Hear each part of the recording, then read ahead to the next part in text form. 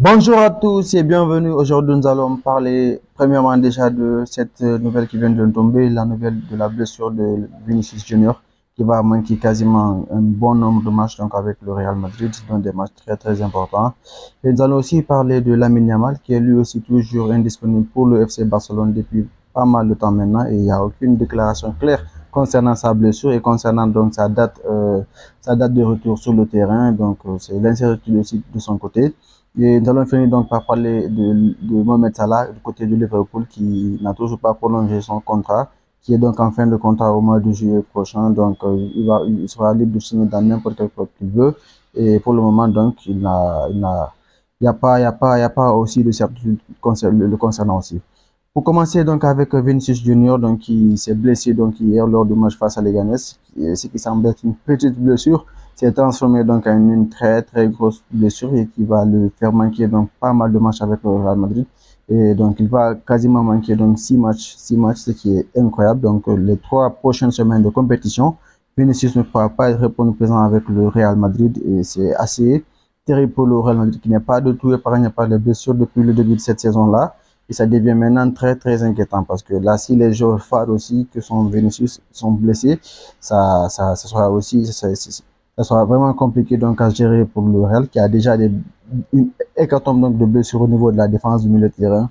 Mais maintenant, avec Vinicius, ça sera quelque chose de très très compliqué. Même s'il y a actuellement Kylian Mbappé qui est là aussi, qui peut parfaitement le remplacer sur le côté gauche.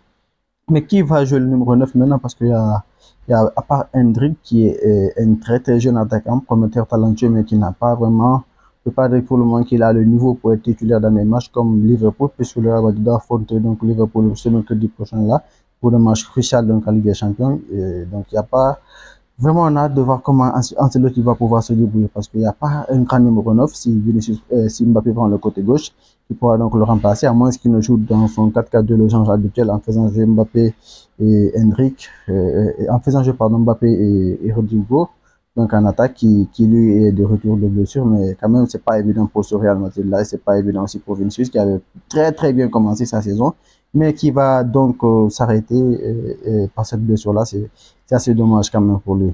Du côté maintenant de FC Barcelone, il y a Lamine Yamal qui est toujours lui aussi indisponible pour le moment, qui ne pourra pas répondre présent aussi avec le FC Barcelone parce que lui le concernant, il n'y a aucune certitude concernant donc la durée de sa blessure et c'est très très inquiétant parce que il y a, au moins avec Vinicius, on sait déjà le nombre de jours qu'il sera indisponible et le nombre de matchs qu'il va rater, mais avec Lamine Yamal, c'est au jour le jour que le FC Barcelone prend sa blessure, donc on ne sait pas quand est-ce qu'il pourra être de nouveau disponible. Et c'est très très inquiétant et ça commence à peser parce que les 3 matchs lors desquels Lamine Yamal pardon, n'a pas joué, ça s'est soldé par 2 défaites et un match nul, donc c'est inquiétant. Le FC Barcelone, ils ont vraiment besoin de lui et au plus vite parce que face à Brest, ce sera 7 à domicile, ils vont peut-être l'occasion de gagner. Mais sans Lamine Yamal, c'est différent donc, du côté de ce Barcelone dans l'animation offensive. C'est assez clair. Et pour finir donc avec Liverpool qui actuellement donc est en tête de la Première Ligue et en tête aussi du classement général de la Ligue des Champions. Donc c'est actuellement la meilleure équipe d'Europe en termes de performance et de résultats. Et voilà, avec son joueur phare Mohamed Salah qui pour le moment n'a pas encore prolongé son contrat et qui intéresse les plus gros clubs dont Barcelone, le Real Madrid. Il y a pas mal de clubs, donc même le Paris Saint-Germain qui est intéressé par ses services. Et ça semble être vraiment quelque chose d'incertain concernant son avenir. Lui, il a fait une déclaration aujourd'hui concernant son avenir. Il dit que le club de Liverpool donc n'a pas encore fait donc ne l'a pas encore fait une proposition de prolongation et lui qu'il aime les fans, que les fans l'aiment aussi, qu'il aimerait quand même il a laissé sous-entendre qu'il veut rester et ce serait bien s'il restait aussi même si on a hâte de le on aurait aimé quand même le voir dans d'autres championnats, en Liga, pourquoi pas en Liga, même en Bundesliga ou autre quand même, on aurait aimé le voir évoluer dans d'autres grands clubs aussi, voir comment il se débrouille, mais son choix premier, on sait maintenant que c'est de rester déjà à Liverpool. Si Liverpool parvient à lui faire une bonne offre, je pense qu'il va rester de ce côté-là et essayer donc de performer comme il l'a fait actuellement. Et actuellement, il faut rappeler, et selon le Mediagol, c'est le favori pour le Ballon d'Or 2025. Donc c'est actuellement le joueur le plus performant au monde.